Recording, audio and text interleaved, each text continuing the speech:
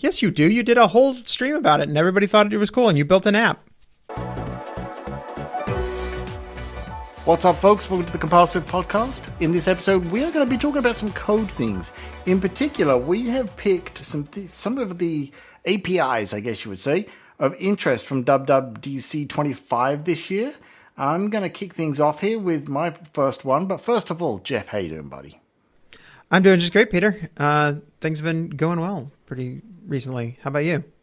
Yeah, pretty good. The bonus effect here is not only did I have to do my homework for this, but I got to add a feature to my Job Finder Tracker app that actually needed this API. So I got a 2-for-1 deal out of this. So I'm really happy this week. Yeah. Perfect. Let's hop into it. What'd you discover? So one of the ones that I wanted to look at this year that got my attention way back in WWDC25 was the attributed string and how we can now use that in an editor in SwiftUI. So what am I talking about here? Well, for a few versions now, I think it was iOS 15, where you can display, text. If you're SwiftUI, you'll be familiar with this, right? Put on text, put a string in it, and it will happily show you attributed text. Think of things like rich text, right? However, jump through a few hoops to be able to edit it. And in my case, I was using a third-party library to enable me to do this and then, use the attributed string from there. Whereas this year, we now have it built into the text editor in SwiftUI. So this is something that I went into in great detail, and I'm going to talk about it here. And I'm really impressed, all right? So basically, what happens is, if you are not familiar with attributed text, the way it works is this, okay? Think of your normal text string, all right? And then if you make it the color red or you pick a particular word and make it bold, those are attributes or attributes, depending on how you pronounce it. Now, it renders just fine, like we say, when you are looking at this on the screen. But to edit this and store it as a string got a little interesting. So this year they made it simple. And the way it works is this, right? So you've got your SwiftUI text editor. You've got two parameters that you can put in there, right? One of which, of course, is your text string, as usual. And the other one that we have is a selection. And we'll dive into these. Now, the best part about this is, if you don't want to do anything fancy, Apple has made this very easy for you. If you have some text, regardless of whether it's plain text or whatever, in this text editor already, you can just select the piece that you want. You're going to get the very familiar pop-up bar with lots of options on there. Now, you get all the things you can imagine, right? What I call sort of standard text editing. You can do bold, you can strike through, italic, you can change the colors, the fonts, and the font size. You don't have to do anything. You get that out of the box. Awesome. So it sounds like with a lot of SwiftUI stuff, you're kind of just getting a lot of it for free. You're providing, it sounds like, some kind of binding to an attributed string, probably an attributed string state somewhere. Yep. You're putting that in a text editor, and then you get a lot of the UI for free, that you're getting that little menu with the bold, italics, all the common stuff, right? Yep, that is all built in, ready for you to use. You don't have to do anything. Awesome. So it sounds like... Oh, go ahead. No, go on. I was going to say, so it sounds like you get kind of a lot of the basic standard system behavior for free. I know you mentioned the selection argument as well. I'm assuming that that's kind of getting more into the advanced stuff, where if you want to provide some of this functionality yourself? Yes. And the way this works, I'll dive into that now, because the beauty is with this interface, right? And once users get used to iOS 26, and I should stress this only works with iOS 26 and up. So of course, if you're going to use it, right, that's your problem right there. But let's talk about this part here. So this selection. So in my case, I have a state variable, right, selected text of type attributed text selection. That's important. What this does is it tells the editor, okay, this is a state thing, right? So anytime a user is doing something, they're selecting the text or interacting with it, double tapping it to select it, all that kind of fun stuff. It tracks that for you. So you don't have to go find the range from, A to B or whatever. It's just going to say the text you've selected. Where this gets interesting is if you want to offer, say, your own custom toolbar. And I'm going to give you an example of this, a really simple one, right? But this is a really nice, obviously laid out API to use. So let's say that you add a button, right? And I'm not going to go into detail here too much. If you know how to do a button, you've got a label and an action, okay?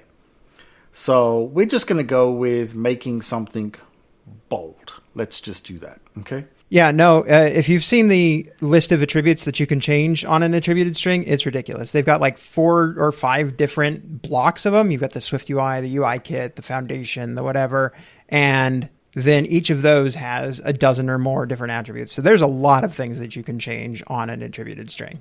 Yeah, it's a great list. I mean, I think it's got everything in there you're likely to want to use.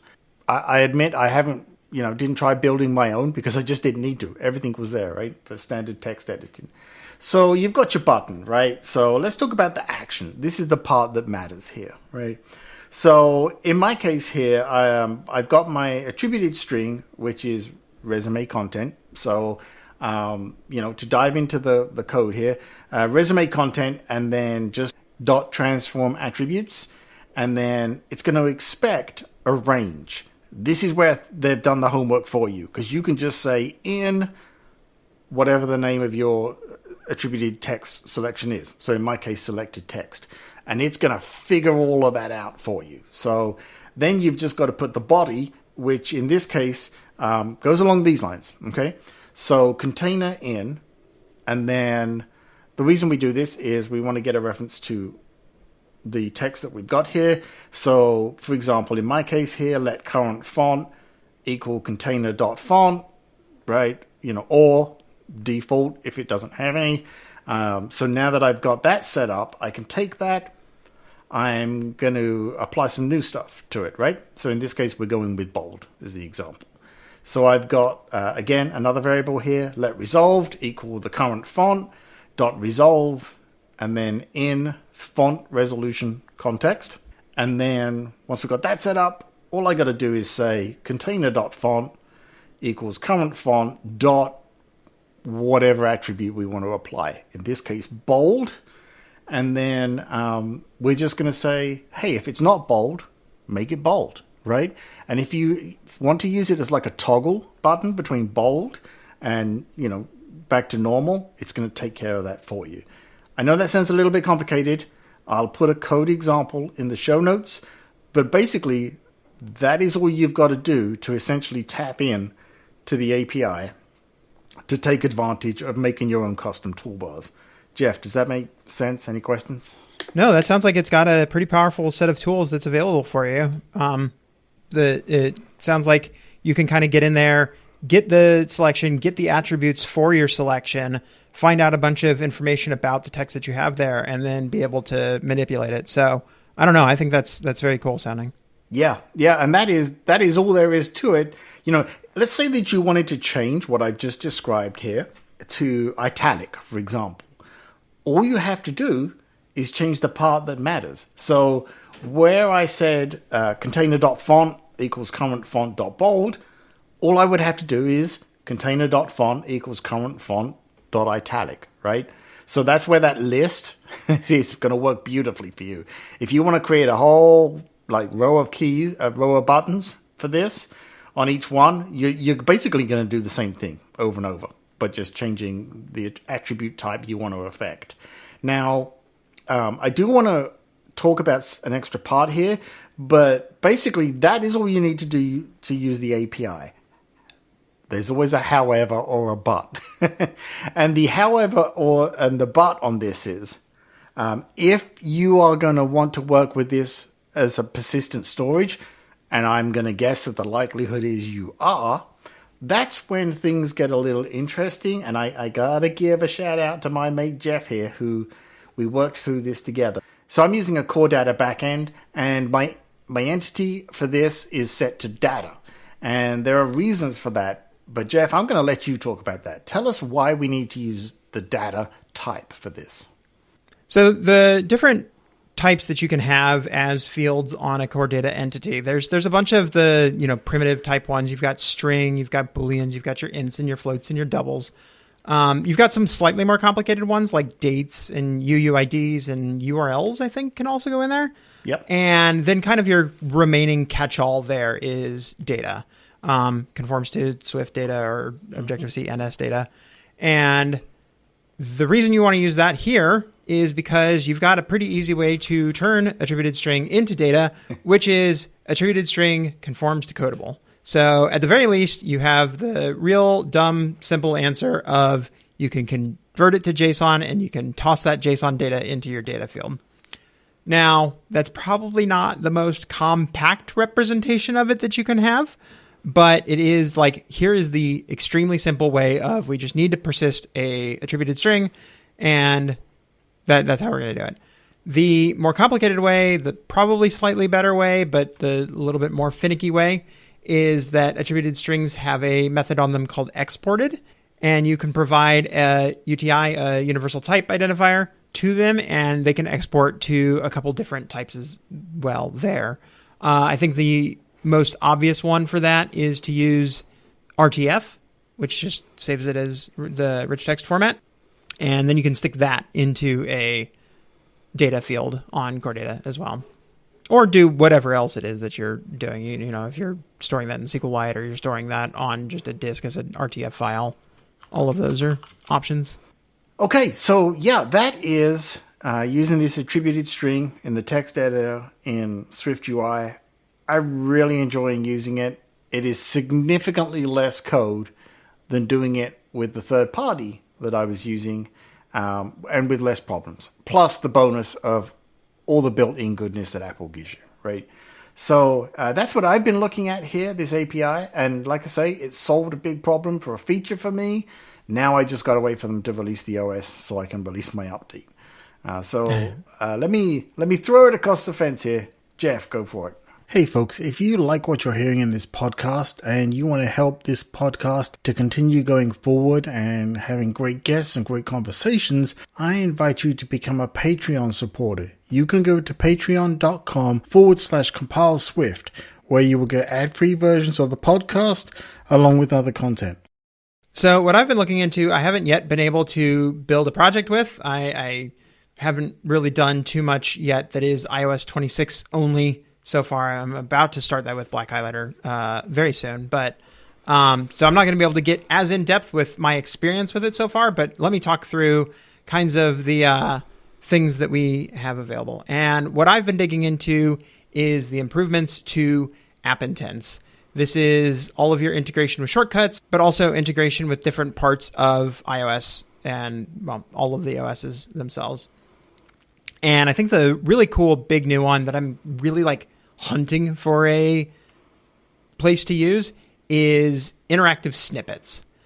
And what that is when you run a shortcut, especially if you're running a shortcut in the background, it gives you the ability to put up a view, almost like a micro view of your app, and it's now interactive in iOS 26, where you can actually have a user tap a button or take an action, and that action actually does something. Now, it's a little bit limited in the UI. If you're familiar at all with building interactive widgets, which I think we've been able to do for about 2 years now, it uses a lot of the same limitations as that, which is that you can basically say, oh, there's a button here, and hitting this button performs this action. And the fun part is, this is app intents all the way down, which is that your button actions inside of an app intent snippet are themselves triggering other app intents. So does that imply that you can sort of chain these things together? Yeah, you could have an app intent that displays a snippet that has a button that then displays another snippet. So I believe that it is possible to do that. So you can kind of build these actions that have this multi-step UI to them. Alternatively, another thing that you could do that actually works and probably is a better user experience is that you can actually have the button or the action that you call inside your snippet update the current snippet. So you can have some kind of like semi-interactive UI in there. It's all very static. You can't have like sliders, for example, that act on a completely user interactive basis, but you can have a button that, favorited a video, for example, and then it updates and you've got a little heart symbol on that video. You can do stuff like that where it's actually updating the snippet in real time, but it's still kind of just a limited peek into your app. Right, because I mean, I would think, you don't want to make these things overly complex either, right?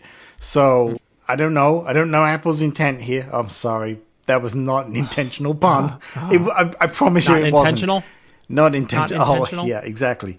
But what I was going to say was maybe their intention was to force you to keep them simple by putting these restrictions in place. I think it's somewhat keeping it simple and somewhat, and maybe even more somewhat, keeping it not very resource intensive in very similar to the ways that interactive widgets are, which is that you don't want to be booting up a whole process. It's just kind of rendering a SwiftUI hierarchy for you. Gotcha. Yeah. And you want, like you said, the idea here is these are quick actions, right? These are quick things. Yeah. You're not like, I'm going to spend a lot of time working with this, right? And certainly for me, when I think of widgets and intents and all this kind of stuff, it's a very quick, purpose-driven thing, and I'm moving on, right? I'm not going to live with this thing for a long time. This is not an app that I've built for myself. This was more of a shortcut that I built for myself a while back. It requires me to enter data into the shortcut that is displayed. And I can imagine that if I had an app for that would be something that I would be able to do there, which is just very quickly kind of say, I'm displaying a view from my app and I want to enter some data and then hit submit, for example, and that does something. Now, the way that this is done, the way that you actually interact with this is by just returning a different type from your standard intent. And so if you've got an app intent, if you ever built anything with app intents before, you know that the perform action, you return a result, and that result starts with some intent result, and then you can stick a bunch of other protocols on the end of that. A common one that you have is returns value, which allows you to actually pass forward another value in like shortcuts or something. It kind of passes it on to the next action. You've also had for a long time open intent, I believe is what it's called, which will actually just straight up launch your app. So if you run something in shortcuts and then you're like, but I actually want this to now edit something in my app, that's the open intent and it'll open your app. The one that they're providing for this is shows snippet. And what that means is when you're done performing your action of your built-in original intent, you say show snippet and you return the snippet type that you want to present. And that kind of renders, populates, puts in all your data, all of that, and then displays that view to the user. And so that's the way the snippets have actually worked for a while. But the new thing that you've got in this year is that you can have buttons that take as a parameter an action, and that action is itself another intent, which works very similar to the way that interactive widgets do. And so when the user sees that snippet and they tap that button, it then performs that action and can do something in response. And if you need it to re-render your snippet because you've changed something, then you just call a simple reload method, and that causes your snippet to reload with whatever new data you have available. And so snippets is kind of the big one. We did get a couple additional things with app intents this year. They gave it some little developer improvements that make it easier for you to decide what data that you have in an intent. They added a undoable intent, which allows you to do something for the user, and then if the user goes, wait, hold on, there's a standard UI for having an actual undo method. Previously, you had the ability to ask for confirmation, and it could say yes and no. Now you can actually provide multiple choice. A lot of cool, fun, intense stuff this year, and intents is eventually, if we ever actually get it, supposed to be the backbone for Apple Intelligence. But I say to people, start looking into this now, because the amount of things that it can do, even without Apple Intelligence being ready yet, is pretty big, and it's really a cool thing. And Apple's obviously pushing it pretty hard. So definitely look into the improvements that they've made this year and all of the stuff that they've had for 3 or 4 years now. Well, and I think you make a good point there, right? Because when you say Apple's pushing this hard, we've come to learn over the years, there's usually, if we don't know now, there's a hidden reason for it down the road, right? I was going to say the big one this year that really unlocked, I think, a bunch of stuff and will unlock even with a lot of the snippets and whatnot is the fact that intents now show up in Spotlight on the Mac. So even if it's just the Apple Silicon compatibility layer running your iOS app there, you have the ability to kind of like a user can just hit command space, type in something, and then just use your app from anywhere in the system very quickly. And so, it's another chance to get your app in front of users all over the place. So definitely look into app intents. Snippets is a cool new feature that they've added to it this year, but there's a lot of cool stuff that they've always had and will continue to have. And we did some episodes on this very subject, right? So if you are wondering, well, why should I offer this in my apps? Hey, we got that covered. Go back and check the archives. We'll tell you why it's important and how it's essentially free marketing for your app at this point. Right. So yeah, those are our two favorite APIs announced at WWDC this year. And obviously that's not even beginning to think about scratching the surface of everything that we got this year. There are a lot of cool things that, I've been meaning to look into, that I know Peter's been meaning to look into, all of the new foundation model stuff. I'm particularly excited about the Alarm Kit API. There's all kinds of fun new things that are going to be available in iOS and macOS and all of the OS 26. And so, go check out especially all of the WWDC videos that start with what's new, and let us know in our Discord or in podcast review or by contacting us at compileswift.com. What are your favorite APIs? What are the things that you saw at WWDC that you're really excited about? And hey, maybe we'll talk about those on a future episode. Also, on that note, if you've got questions or topics that you would like to hear us talk about and we feel like we are suitably knowledgeable on them, by all means reach out and suggest them. Or can them. Become suitably knowledgeable on them. Or can become, as we have demonstrated. It is possible for Peter to learn something between recording episodes. Let us know. Same methods, right? compileswift.com and all that good stuff.